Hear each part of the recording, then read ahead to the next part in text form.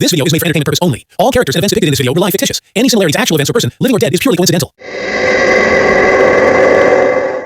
हमारा चेहरा ही हमारी पहचान होता है और हमारा चेहरा ही अगर किसी और की पहचान बन जाए तब क्या। साल 2012 ब्रुकलिन न्यूयॉर्क एक मर्डर केस पुलिस में रिपोर्ट होती है जिसमें एक लड़की जिसका नाम जेसिका था, उसकी दोस्त पुलिस को कॉल करती है और बताती है कि जब वो घर लौटी तो उसकी दोस्त लिविंग रूम के फ्लोर पे गिरी हुई थी। जब वो उसे देखती है तो उसे पता चला कि जेसिका इज़ डेड। पर ये कोई नॉर्मल मर्डर नहीं था। जेसिका का चेहरा गायब था, मानो किसी ने उसका पूरा चेहरा एक कागज़ की तरह फाड़ दिया हो।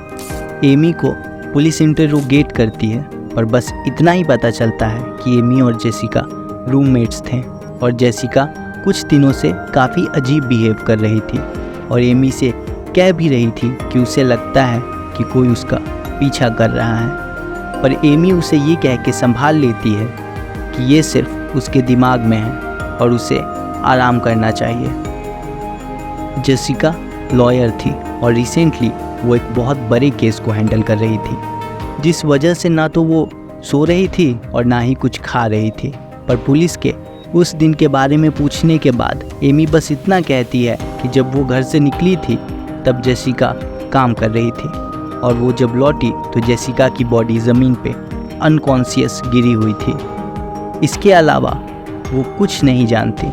पुलिस एमी को जाने देती है। कुछ हफ्तों के बाद एमी रात को वॉक पे निकलती है और उसे लगता है कि आज उसका कोई पीछा कर रहा है, पर वो इस बात पे ज़्यादा ध्यान नहीं देती, बस घर लौट आती है। जब एमी अपने घर का दरवाज़ा खोल के अंदर घुसती है और दरवाज़ा बंद कर लेती है तो डोरबेल बजता है और वो अपने दरवाजे के पीप होल से बाहर देखती है। बाहर कोई नहीं था।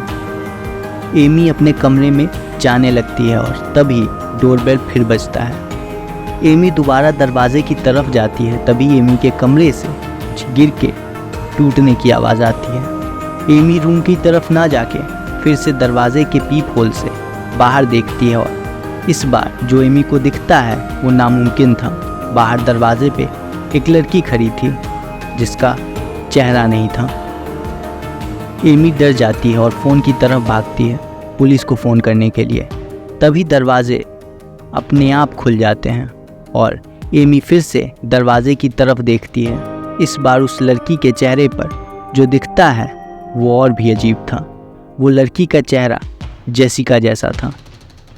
इन सब बातों के होने के ठीक आधे घंटे बाद पुलिस को एक कॉल आता है। कॉलर अपने आप को जेसिका बताती है और कहती है कि उसकी रूममेट मर चुकी है।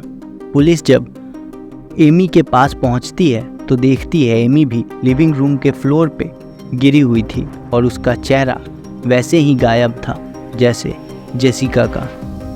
पुलिस इस केस के बारे में कुछ समझ नहीं पाती। एक लड़की जो मर चुकी थी वो कैसे अपनी रूममेट का मर्डर रिपोर्ट कर सकती है।